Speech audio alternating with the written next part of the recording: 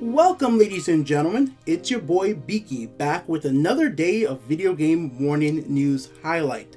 Join me every single day at 8 a.m. Eastern Standard Time to get a wrap-up of the last day's news. Let's start off with today's good video game news in the industry before we get a little controversial. So some good news coming from Bethesda. If you guys didn't already know it, Fallout 4, according to Pete Hines, the head of marketing, is the most successful game in the company's history. Here's the exact quote: Fallout 4 has gotta be the most successful game we've ever launched in our company's history. He didn't go into details elaborating if this is by sales, shipped, merchandise sales, because if we do talk about this a little deeper, Skyrim sold over 20 million copies and they just got that re-release of that special edition. So I'm pretty sure Fallout 4 hasn't sold more copies than Skyrim? No way! But we do know that on day one, Fallout 4 did ship 12 million units. Now that was shipped, not sold to customers, but the stores did get those games and they didn't have to pay for them. And we know since then the year has been out, so maybe they sold enough games to make it really successful for Fallout 4.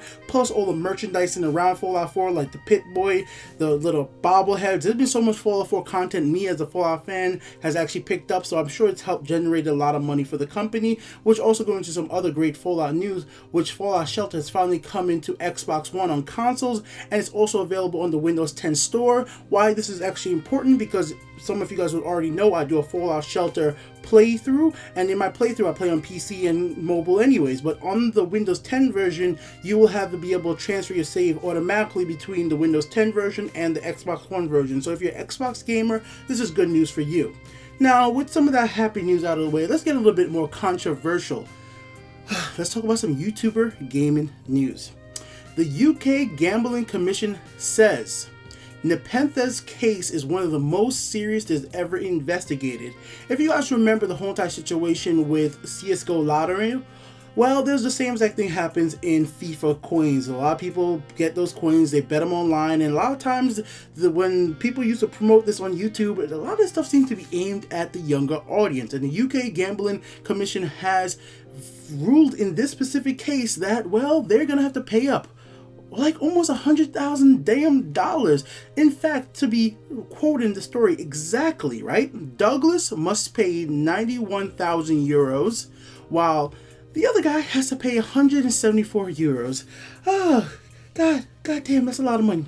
God damn, that is a lot of money. And the reason for this is because there's actually basically in a video when the guy said, yeah, it's basically okay to do this if you're not over the age teen, and yeah, it's just bad. If you're gonna commit a crime and if you're gonna promote an illegal gambling type stuff, at least don't be on camera saying that it's okay if kids could do it. Like, don't make it be in a YouTube video where everybody can find it. But I'm not gonna get too deep in this. Plain and simple, guys. I always throw a lot of those FIFA coin stuff and CSGO stuff was shady in the past, and I've talked about it, so here it is. It's out in public. The UK Gambling Commission has said, yeah, this case is seriously serious. More details will be in the description, a link to their website about that. Let's get into some other more joyous video game news. Alright, guys. So, the February top selling games on PSN has come out, and it made me want to ask you guys a question, right? Here are the top 5. Ark Survival Pack, which I definitely don't like that this is on the top 5. Only reason I say this is because I feel like this game needs to be fully released, man. Like, get this damn full game out, then I'm willing to support this thing. But anyways, number 1 was Ark, number 2 was Resident Evil 7, number 3 was Tomb Raider Definitive Edition, number 4 was Battlefield 1, and number 5 is Grand Theft Auto 5. And it just leads me to ask, I just had to bring this up in this video. Who doesn't own Grand Theft Auto 5? How has Grand Theft Auto 5 sold over 50 million? Like, okay, maybe I shouldn't say this. I should not be a little bit hypocritical right now, because some of you guys will know I do own 2 copies of Grand Theft Auto 5. I owned it on the PlayStation 3, and then I owned it on the PlayStation 4, and I've been so tempted to buy it on PC. So you know what? I should shut my own mouth. I'm just gonna shut up. It's probably my fault. I bought 2 copies, and I'm thinking of buying a third. So maybe there's enough people out there who said, maybe I own it on PC, but you know what? Maybe I own it on the PlayStation 4 and play in my living room. I don't know. But I feel like this game has sold so much that I don't understand how is it still on the top 10, the top 5 game in a month still. And 2K has actually talked about Red Dead Redemption 2 in an earnings call. They were basically saying, we're obviously incredibly excited about the title. And there were some investors asking about information on if it's gonna compete with Grand Theft Auto Online, because, well, Red Dead 2 is gonna have its own online multiplayer, and that's something I'm gonna be interested to see as well. Is when Red Dead Redemption 2 multiplayer comes out, is that gonna drag some of the player base from that game over to Red Dead 2? I'm sure some people are gonna move from one to the other, or is Grand Theft Auto 5 is going to still have a really great online multiplayer play base. I can't wait to see what happens with there. Obviously, the CEO didn't go into too much details because he wants Rockstar to go out there and say as much as they want to say about that game when it's ready. We all know that Red Dead Redemption 2 is going to sell great. That's my most excited game I'm looking forward to this year, so can't wait to see what's coming from there. Let's talk about some Xbox news coming from Phil Spencer. Phil Spencer tweets a lot about the video game industry. He's one of the most responsive executives out there, like very available to us as gamers. So if you ever have a question about the video game industry, go ahead over to Twitter and hit up Phil Spencer. He might actually reply to you. Anyways, this is something he said on his Twitter.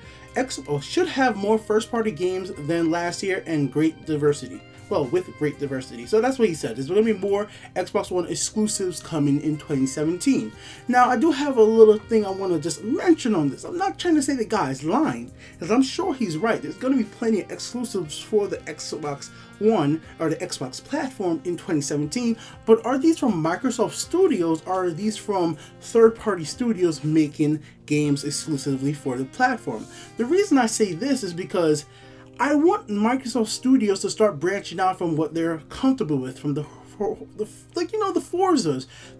They have one studio just making Gears games. They have one studio just making Halo games. For a while, they had a studio just making the Forza Horizon games, even though that's an independent studio. But I still would just like to see these studios step out and make something new, something different than what they're really used to. And it's like, I like how we had Naughty Dog make like the Uncharted, then they made Last of Us. I just want to see these developers try something new from Microsoft. So I'm glad to see stuff like CSDs is coming.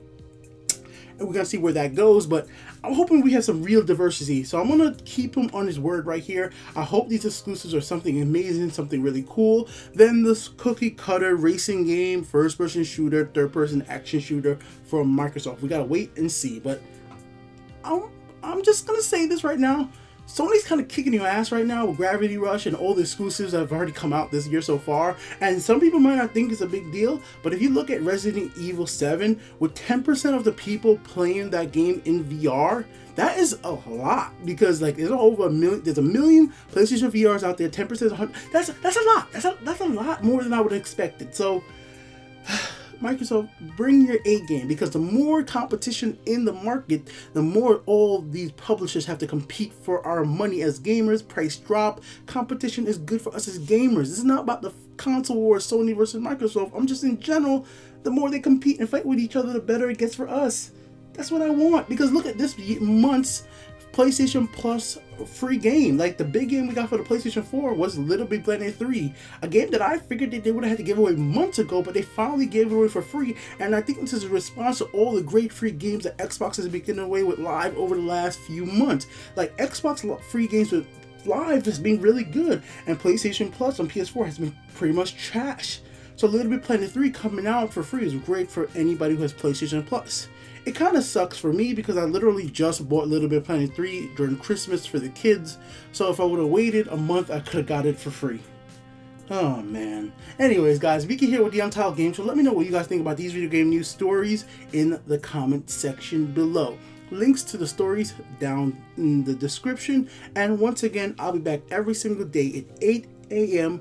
Eastern Standard Time to give you guys your morning video game news update. If you're going to school, if you're about to go to work, have a good damn day. Don't forget to smash that like button and leave me a comment by answering the comment question of the day. If you want to know what that question is, well, go into the comments. See you guys down there.